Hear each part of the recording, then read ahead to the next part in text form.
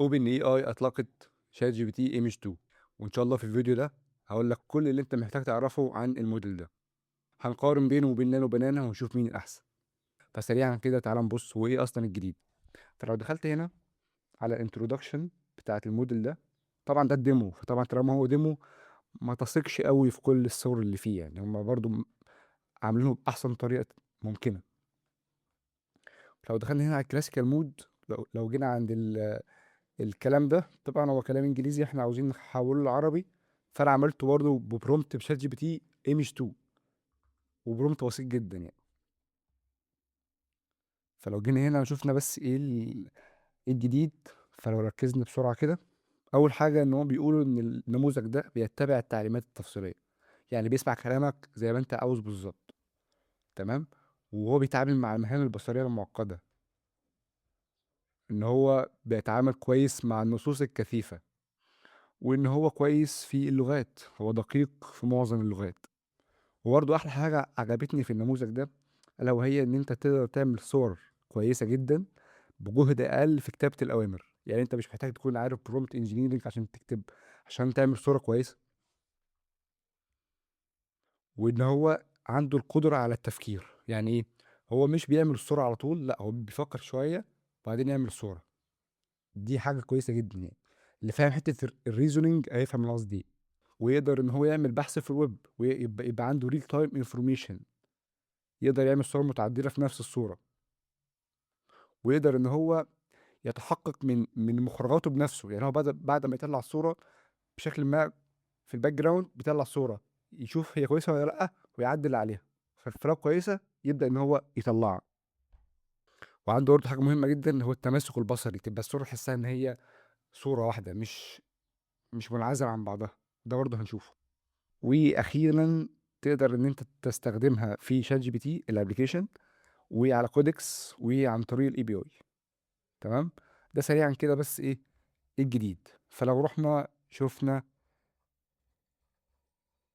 الاول اصلا، عايزك بس اوريك المقارنه بين شات جي بي تي ام 2 وبين بقيه الموديلز الموجوده حاليا. في فرق في الريتنج، مش يعني فرق مش قليل خالص. ده 1512، نانو بنانا 2 1271. فرقم مش قليل. لو شفت برضه قدراته، شفت الفرق؟ يعني عندك ده نانو بنانا الاحمر، نانو بنانا هو الاحمر، فهو يعتبر اللي في النص شات جي بي تي ام 2. شايف الفرق في الريتنج؟ فرق مش قليل يعني. ده انا عملت شويه امثله هوريهم لك. اول حاجه قلت له برومت بسيط جدا، انا عاوز والله شاشه مهندس اي اي بدبل يعني بشاشتين مع ان ات ان. عايز بس اوريك التفاصيل الموجوده. شايف ده طبعا بتاعت اوبن اي اي؟ شايف الكلام باين ازاي؟ كلمه كود موجوده، بوست جريس موجوده، سلاك، الصور مظبوطه. لو شفت يعني كانها حرفين ان ات ان بالظبط، سكرين حقيقيه. الستيتس موجوده صح، التاريخ حتى كمان ده تاريخ، لا مش تاريخ النهارده ده.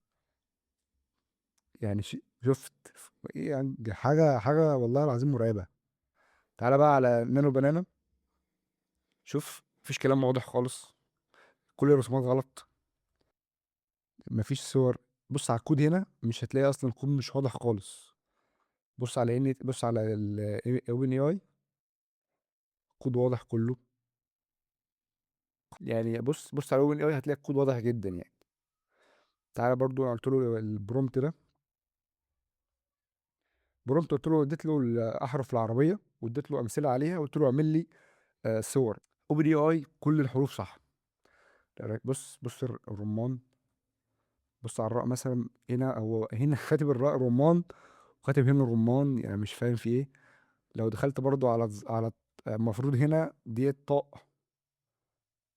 آه ابص الطاء هنا، يعني الطاء عاملها ظبي والظاء عاملها ظبي، يعني ملخبط الدنيا خالص. بص بقى على اوبن اي اي، هتلاقي الف اسد ب بطه، ما كل حاجه موجوده صح تقريبا، كله صح. زرافه، رمان، ذره، فكله تمام، كل الحروف تمام. ياسمين يعني هلال، كل حاجه صح. على عكس نانو بنانا، في كتير غلط. يعني عندك مثلا هو اصلا ما حطش عين. فين العين هنا؟ هتلاقي عين هنا عصفور، هنا ما فيش عين اصلا. فهنا الدنيا ملخبطه خالص. هنا بقى في اوبن اي اي انا طلبت منه ان هو يبحث لي عن اخر 5 مطوشه لريال مدريد ويحطهم في شكل صوره لطيفه كده. فاوبن اي عملت لي الصوره شكلها ممتاز جدا، ولكن جابت لي النتائج غلط. وانا غلطت اكتر من مره، وكل مره بتطلع لي النتائج غلط. يعني بتجيب مطوشه قديمه مش اخر مطوشه فعلا، بس الشكل احسن بكتير. فانا لو اديت له اصلا المطوشه وقلت له ظبطها لي هيظبطها بسهوله يعني. ولكن تعالى في نانو بنانا هو رجع لي المطوشه صح، ولكن الشكل مش لطيف خالص. شكل سيء جدا يعني، سيء مقارنه باوبن اي اي.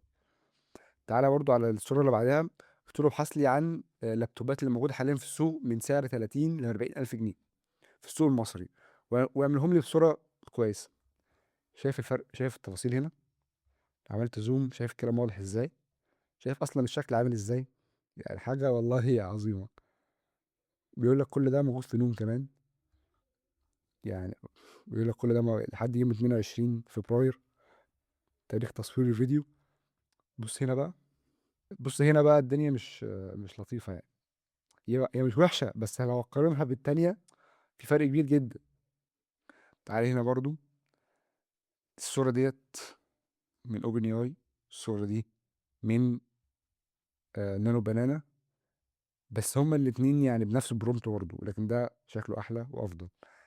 تعالى بقى نعمل تيست كده سريع مع بعض لايف. انا يعني هخترع الصورة من دماغي كده، أنا والله مش محضر. تمام، واكتب برومت بسيط زي ما هم قالوا ان لو انت كتبت برومت بسيط بتطلع لك صور كويسه. فانا مثلا هكتب فلاح في الارض مع ولاده وبياكلوا فول وطعميس. ماشي، ونعمل كريت دمج. روح يا باشا. نانو بنانا خلص. هو الحقيقه شات جي بي تي بياخد وقت اكبر شويه من من نانو بنانا بسبب حته الريزوننج اللي هو بيفكر قبل ما يعمل الصوره يعني. فالاتنين خلصوا فرق ثواني بسيطه يعني. يعني بصراحه الصورتين حلوين جدا، ولكن الفرق في الواقعيه لشات جي بي تي. يعني الصوره ديت، شايف تفاصيل الطعميه؟ لا يعني الطعميه باينه والفول، وبعدين الصوره واقعيه اكتر. والله الصوره واقعيه جدا.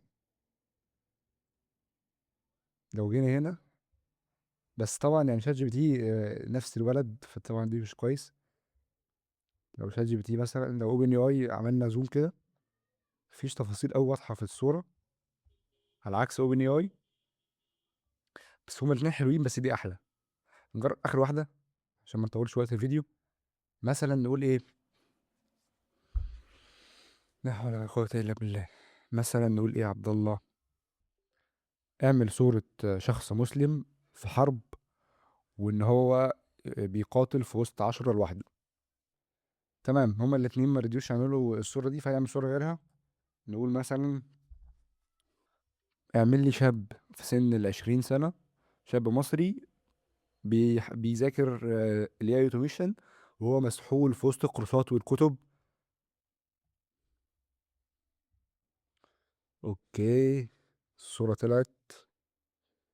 بص يا باشا، بسم الله نفتح الأول جيميناي فوتو.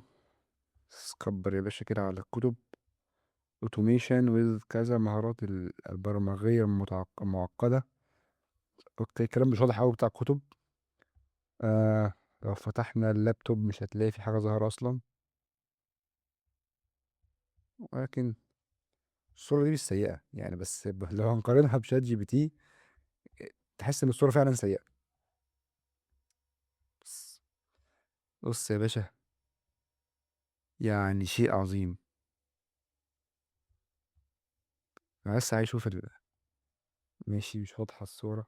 بص ورا الكلام كله واضح، اللابتوب واضح. يعني شيء، وبرضه زي ما قلت له انا عاوز احس ان الراجل مسحول، فعلا جاب له حد مسحول. فبرضه شات جي بي تي يكسب. انت برضه لو انت حبيت تعدل حاجة ممكن تيجي مثلا هنا، كبر بس الشاشة كده، في ممكن تعمل حاجة سيلكت. يعني مثلا اقول له والله انا عاوز الكتب دي.